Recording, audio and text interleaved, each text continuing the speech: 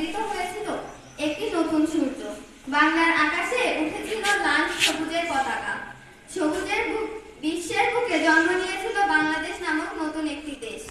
স্বাধীনতা তুমি ফুলের সুবাস, কোকিলের কুহু গান, তোমায় আনতে দিয়েছি মোরা 30 লক্ষ প্রাণ।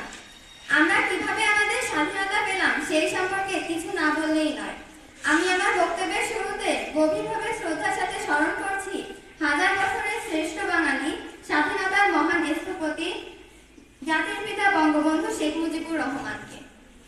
সাথে সাথে আরো স্মরণ করছি বাংলার সন্তানদেরকে, যারা স্বাধীনতার যুদ্ধে জীবন দিয়ে আমাদের উপহার দিয়েছিলেন স্বাধীনতা, একটি ভূখণ্ড, একটি দেশ যার নাম বাংলাদেশ। বাংলাদেশ, ভারত, পাকিস্তান ছিল একটি রাষ্ট্র। 1947 সালের 15ই আগস্ট ভারত আলাদা রাষ্ট্র হওয়ার পর আজকে বাংলাদেশকে বলা হতো পূর্ব পাকিস্তান, আর বর্তমান পাকিস্তানকে বলা হতো পশ্চিম পাকিস্তান। পাকিস্তান রাষ্ট্র পরিচালনার ক্ষমতা পশ্চিম পাকিস্তানদের হাতে থাকায় পূর্ব পাকিস্তানের লোকজন মানে আমরা কোনো অধিকার পাচ্ছিলাম না। তারপর থেকে পূর্ব পাকিস্তানের সাথে পশ্চিম পাকিস্তানিদের যুদ্ধের সূচনা শুরু হয়। পরবর্তীতে 1952 সালে আমরা দেশের সোনার ছেলেরা মাতৃভাষা ছিনিয়ে আনে উর্দু ভাষার পরিবর্তে ওই পাকিস্তানি হানাদার বাহিনীদের কাছ থেকে। তারপর থেকে পাকিস্তানি গডফাদার জুলফিকার আলী ভুট্টো, ইয়াহিয়া খান, মোহাম্মদ আলী জিন্নাহ, তিক্কা খান বাঙালিদের জন্য নানান প্রকার ষড়যন্ত্রের জাল বুনতে থাকে।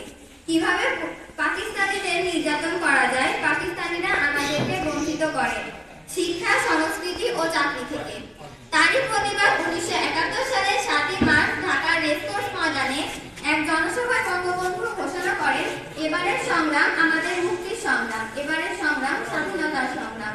1971 সালের 26শে মার্চ রাতে পাকিস্তানি সেনাবাহিনী যখন রাজধানীতে এক নৃশংস গণহত্যায় মেতে ওঠেন, বঙ্গবন্ধু তখন চট্টগ্রাম আওয়ামী লীগ নেতা জহুর আহমেদ চৌধুরী নিকট স্বাধীনতার ঘোষণাপত্র পৌঁছে দেন।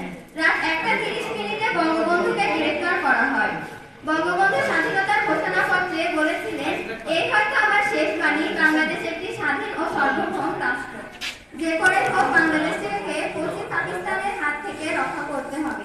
1971 সালের 25শে আগস্ট এই রাতে পাকিস্তানের হানাদার বাহিনী আক্রমণ করে নিরীহ বাঙালিদের উপর। দীর্ঘ 9 মাস রক্তক্ষয়ী যুদ্ধের মাধ্যমে আমরা পেয়েছি আমাদের প্রিয় স্বাধীনতা।